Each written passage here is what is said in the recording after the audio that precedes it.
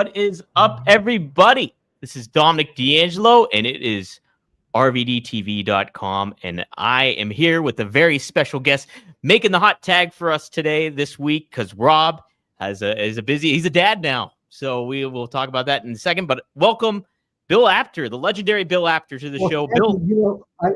I've got my RVD. I wrote a theme song for him based upon an old Michael Jackson 5 song. It's 1, 2, 3, RVD, RVD, 1, 2, 3, boom, boom, boom, boom.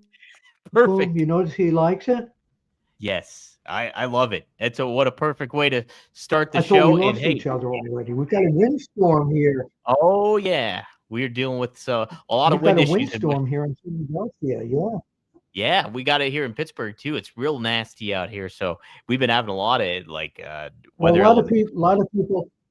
lot of people say I'm full of wind anyway, so it works out perfectly. Well, Bill, I appreciate you joining me here today, and we to chat up with a little RVD. Congrats to Rob and Katie. They announced the birth of Kharma and Saba on Friday. That happened, and so happy for them. Saba is named after Sabu, correct? Correct, exactly. Yeah. You know what? I want to do something. Sure.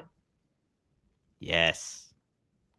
100%. 100%. He was one of my dearest friends. I actually, way back in the days of the original Sheik, not the Iron Sheik. I met RVD and Sheik when they were RVD and Sabu when they were training with the original Sheik, and we were all friends all the way. And Rob and I still are.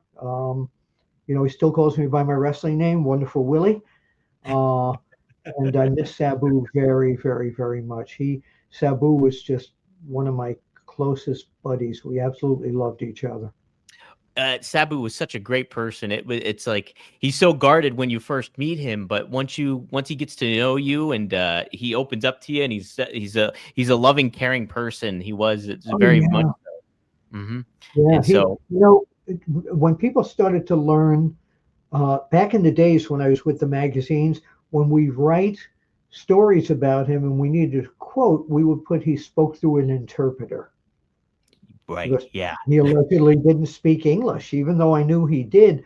But our magazines were like the Sports Illustrated of pro wrestling. We kept kayfabe. We wrote everything like it was sport, and that was it. And to this day, I still do a lot of stuff to kind of, I'm still one of the protect kayfabe guys, but it's becoming harder and harder and harder, because now when I interview wrestlers, they're telling things out of school that I never thought they'd tell before. Right? It's such a transition of everything when you think about that. And yeah, I remember reading the magazines when I was a kid, and being invested into the story aspect of it all, and understanding like, wow, and like keeping, hey, what is real and what isn't going on, and that aspect has kind of fallen away from the wayside. It's kind of a shame, but the neat thing is about pop culture and everything like that, what is old is new again. So I think there will be like almost at some point in some form or fashion, maybe a shift back to the kayfabe kind of area, because it's a missing aspect nowadays, like you said. I think that's what Tony Khan is trying to do. Mm-hmm. Yes. I think that was his whole methodology of starting that company, was to be a quote unquote pro wrestling company, not sports entertainment. But then again, on the other side, you've got a guy running the place who's an old school wrestling mentality in a new school world. And we're talking about Triple H, and he's trying to bring a lot of that back. He really is. And that's why a lot of fans are going, oh, this angle stinks. It's because he's going back to old school. But you know what's missing from all these companies? I was thinking about this the other night. For example, when they had the guy come in and with the mask in WWE for a while, and it turned out to be Austin Theory. Correct. Why didn't they have weeks worth like they used to back in the old days weeks worth of people trying to unmask the guy, and you couldn't wait to see who it was. But no, instead he goes up the steps and takes the mask off. That Right. mystery is gone. Or what about somebody like who I picked to be the next Barack Lesnar, Obafemi, killing 3 job guys? Well, we don't do that like that anymore. It's now 50-50. No. No, you can't have that, right? It's like you make those wrestlers and those talents feel special. Like I was saying this a couple weeks ago when Rob and I had Violent J and Vince Russo on, that the everybody's attainable nowadays. Like you can access people. Dominic, can you hold on? Can you hold Absolutely, on yes. 1 second? I'm losing power for some reason. It might be because of the storm. Hold on. That's Hold okay. on. Okay, Wonderful you're Willie will okay. be right back. Yep.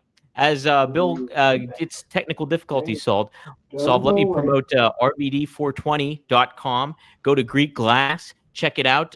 They had a sale during the holidays, but there should be some items still available. Go to RVD420.com. You can get your exclusive RVD glassware for the smoking stuff and aspects of all that. So be sure to check that out and support. Yes, Billy I Billy can hear Gunn you. would have Mhm. Billy Gunn would have assware. Billy That's Gunn right. would He have would have that. assware, not glassware. That's right. He would really have that, man. Boy, what a killing he'd make Oh, on that. okay. That's why I said Billy Gunn wouldn't have glass. Right. I have something I have to mention if Rob is watching this. Okay. The reason for this shirt, this sweatshirt, you know who Tell this me is? You trying to know who see. that Is is? that Mil Mascaris? Mil It Mascaris still? is. It Yeah. is. Real name Mel Moskowitz. No, just kidding. But the reason I'm wearing this, the reason I'm wearing this is RVD. I always told him he's my second favorite wrestler way back in the day. And he'd say, "Why, Wonderful Willie?" And I said, "Well, the first guy's Mil Mascaris because he makes it look like a ballet. I love how easily he gets in and out of holds and does the flying maneuvers." And then I said, "I saw you, RVD, back when RVD started his actual wrestling career." And I said, "So you're a close second to me." So he always joked with me about Mil Mascaris being my first and RVD being my second. So I figured I would wear this in honor of him and have this in honor of him. That's fantastic. Bill, is that true too? Was Bill Mascaris your favorite wrestler growing up? Oh yeah, yes, growing up especially because again he made it look like a ballet. He really Hmm. did. You know, a lot of people say, "Well, Mil Mascaris always say, oh, I don't do the job." You know what? Hulk Hogan didn't do the job. No. Um, Dory Funk Jr. didn't do the job. Harley No. Race didn't do the job. They protected their character, and that's what Mil Mascaris did too. So you can get all this crap on the internet knocking him, but he was protecting his character. And I loved he was the first real masked wrestler that kind of grabbed my imagination with the colorful outfits and the masks and everything. And he also sold magazines when we put him on the cover. The fans Wow. absolutely loved him. Yeah. Yeah, we Hmm. put him on the cover. He was one of the top sellers of like the top 5 guys who would at the newsstands they would be just swapped right off the newsstands. He was one of them. Yeah. I believe it. Yeah, no, it's fascinating too to see like all the reaches that obviously like you grew up in the New York area and stuff, and so you were Yeah. accustomed to like Bruno and that whole stuff. But the way a lot of these major legendary talents that they come from all over the place and they're established, like a Mil Mascaris is somebody like that. I would have never guessed that he was your favorite wrestler growing up. Yeah, but absolutely he was. But it goes by generation. Again, Bruno, of course, was one of my favorite wrestlers. Now I'm Hmm. going way back to my teenage days. Antonino Rocca, I wanted to be Yes. him. He had his Hmm. legs insured for like $1 million, and I told my parents that I wanted to have my legs insured for $1 million. No, no, we don't have that kind of money for that. We'll send you to school or something, but not for that. But he was. And then there was Ricky Starr was one of my favorites when I was growing up. Mark Hmm. Lewin and Don Curtis, Fred Bastien. I haven't told anybody this stuff in ages. But Wow. yeah, and there's still a lot of people around from that era, fans that have no place to go to get that stuff. So one day maybe we'll start a podcast. And by the way, who is that behind you on your right shoulder, that picture? That's D Martin. I love the rap. On your right? I love, I Oh, so love that's Dean. Dean Martin. Yes, he's That's my one of oh, my all-time so favorite people. well, you know who one of my all-time favorites was, right? Who is this? Dean, when you walk through the Jerry. park and you're grabbed in the dark, that's a moron. Oh, you can't beat Wait Martin a and second. Lewis. What a Let me see tandem! if What I a can tag find team my they were. gimmick. Oh, hold on, Okay. hold on a minute. Hang on, let me see if I get my other gimmick here. All right. That's awesome. I yes. Oh, no, gone. But no, I've been doing. I do hundreds of imitations, and Jerry has always been. Bobby Heenan used to call me Jerry Lewis. Johnny Rods, they all because I he was my Mr. D'Angelim. Did you ever do the Jerry Lewis memory test? No, no. What is Did that? you ever do the? Would you like to try that I would now? love to try it. Yes, Okay, there absolutely. there there are 10 of these things. Most people only get to 7 and then they give up. Okay. You have to repeat each one of these things right after me. Are Okay. you ready? I am ready. Okay, one hen, One one hen, one hen, two ducks, one hen, two ducks. one hen, two ducks, three squawking geese, One hen, two ducks, three squawking geese. one hen, two ducks, three squawking geese, four limerick oysters. One hen, two ducks, three squawking geese, four Limerick oysters.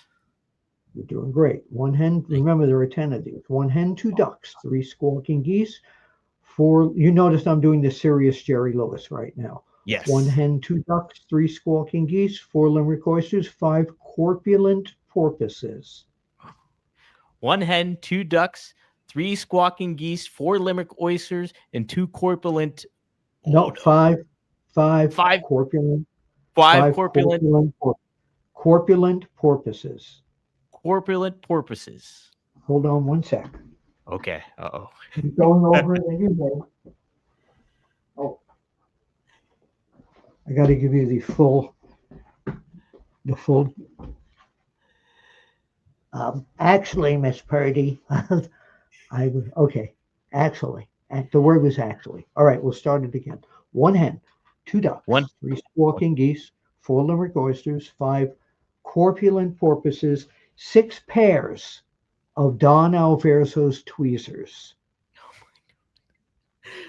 One hen, two ducks, three. Oh my, I'm blanking. Squawking, Three squawking. squawking. Oh my gosh, geese. Right. Four. Oh my gosh, I'm blanking, Bill. Okay, you want to hear all 10? Let's hear him. Holy smokes, I can't believe it. It's a tough one. Jerry Lewis did this every year on his telethon. Hmm. One hen, two ducks, three squawking geese, four limerick oysters, five corpulent porpoises, six pairs of Don Alverso's tweezers, 7,000 Macedonians in full battle array, eight brass monkeys from the ancient sacred secret crypts of Egypt, nine apathetic, sympathetic, diabetic old men on roller skates with a marked propensity towards procrastination and sloth, and 10 lyrical, spherical, diabolical denizens of the deep who haul stall around the corner of the quo of the quay of the quarry all at the same time. Hi, name.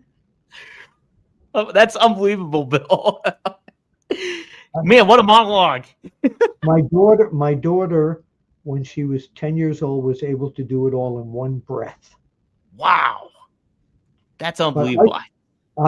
one time I was in Las Vegas at an NWA convention, and Vern Gagne, Jim Crockett, and I went to see Dean Martin in like his last year of performing. Wow. Really? Yeah, yeah. I'm jealous. Everybody loves my body sometime. Oh, Dean was. I grew up with Dean Martin in the household all the time. He's from Steubenville, Ohio, which is like Oh right yeah, by Pittsburgh here, and yeah. so he was all over the place in our house. So it was actually 30 years ago on Christmas that he passed away. I 30 years know ago. that. I know Yeah. that. Yeah, very, very sad. He was such a great. My song when I was a little kid, I wanted to be him and Jerry, and I used to sing that to More all the Oh, time. that's great. Yeah, That's that's great. why I came up with the Jerry used to go, when you walk through the park and you grabbed in the dark, that's a moron. That's great. Those Martin and What Lewis else do movies. you want to talk about? Yeah. Well, Bill, I wanted to ask you too. I never really got your perspective on ECW as a brand. Like, you still did the magazines and stuff back then. Talk about being in that time period. What ECW meant to wrestling and what it meant to you too. How did it affect you? Like, Well, I being was growing. very, as you know, Paul Heyman was a photographer for me back in the day. Yeah. ECW just kind of broke the mold of every other wrestling company. It was violent. It was the first company I'd ever seen that went away from the typical pro wrestling that I was watching in WWF, NWA. Bill Watts's company was totally different. It was it broke in a new era in professional wrestling, and they had a lot of imitators and all that. And no, I was amazed by it. I loved ECW. To me, it was the third brand. It was WWF, AWA, and ECW. Yeah, Wow, yeah, and man. I loved it. And then, of course, when RVD and Sabu and Sandman, who I still talk to regularly, by the way, um, and Taz. Oh my God, what a ring technician! And but to be at ringside and photograph the action because you could never get the same picture twice ever in Right. pro wrestling. But I had to be super fast to capture the action in ECW. Yeah. Yeah, I and I was believe it. very bummed out. I was very bummed out when some of the guys went to WCW and they kind of had soft core, hardcore. Yes. Very Yeah, different from what we're yeah, accustomed to yeah, in ECW, no yeah, doubt. yeah, Did you yeah. see the early potential of Paul Heyman when you worked with him when he was younger and everything? Did you see No, like his no, mind? he was a pushy kid, but Yeah. he was an entrepreneur. I knew right Yes. away he had something special.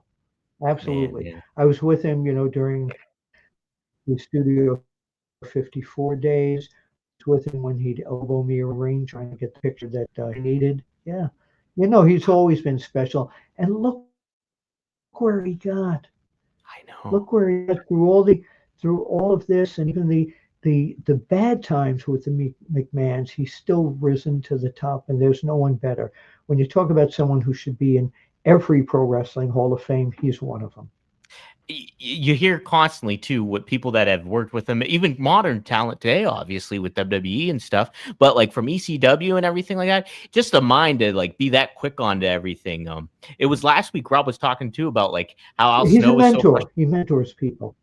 yeah, absolutely he does. And like he sees the potential in what they bring out and he highlighted this people's strengths and like minimize their weaknesses that they had and put them in the right position to become stars. Absolutely. There's no one better. There's no one better because if you really look at it, he came through as Paulie Dangerously through pro wrestling, through ECW hardcore to the WWF to WWE styles. He's been to every iteration of these companies.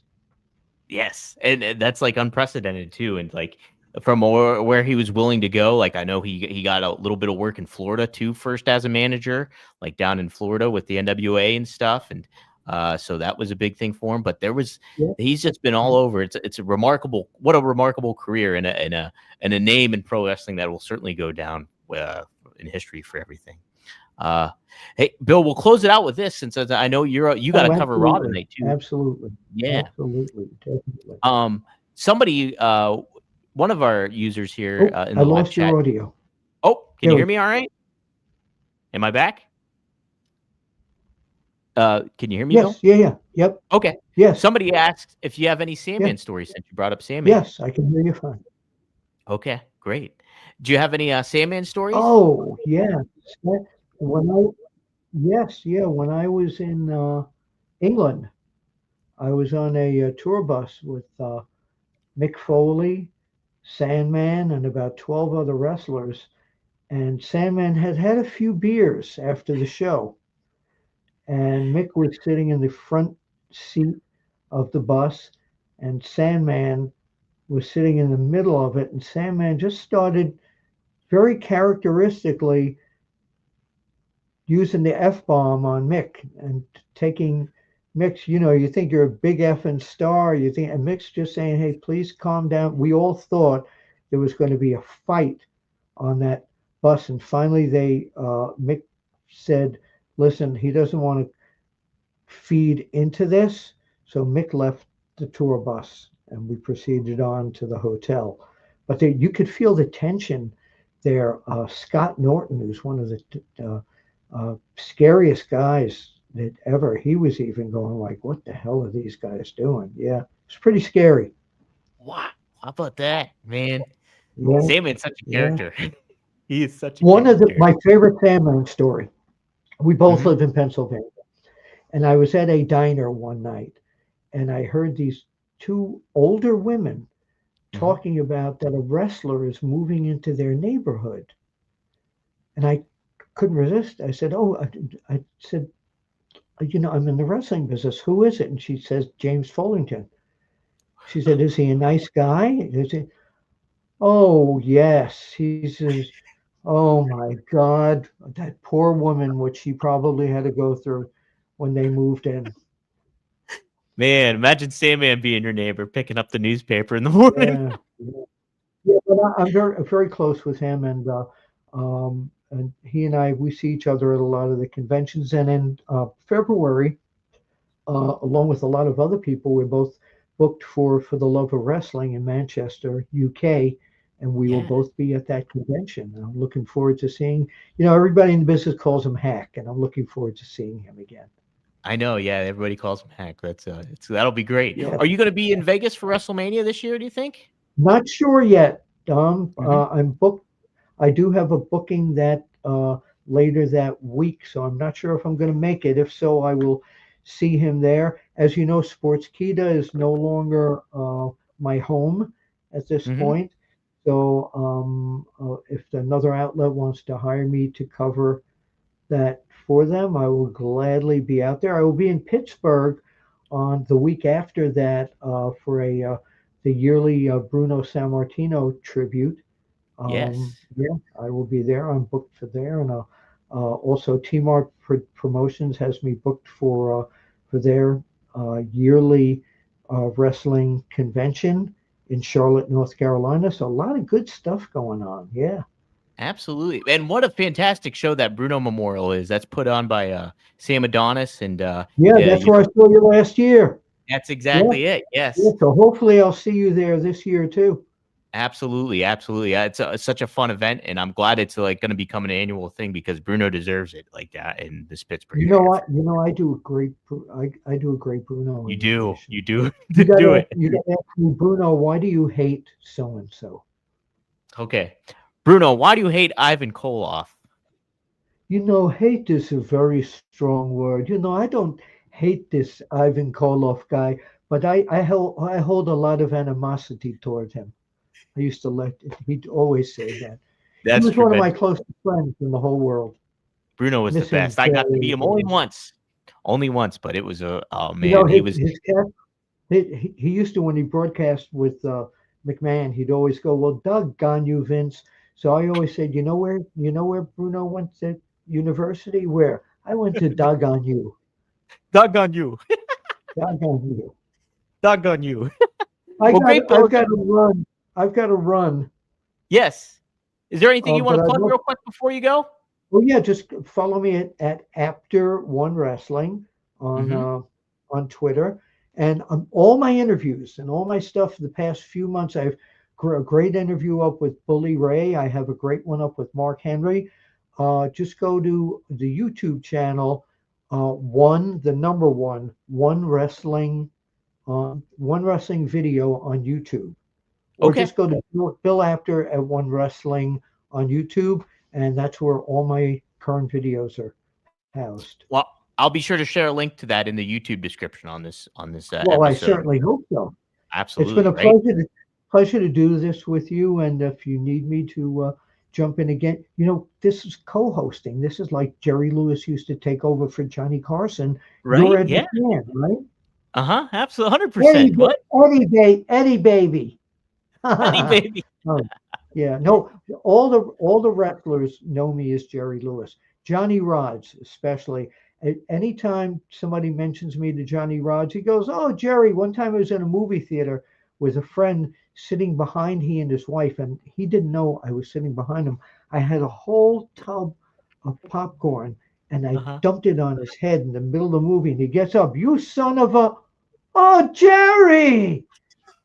Yeah, yeah. Man, what a feature. Man, what the couple of characters, Bill Apter and Johnny Ross together. I like got a million stories like that.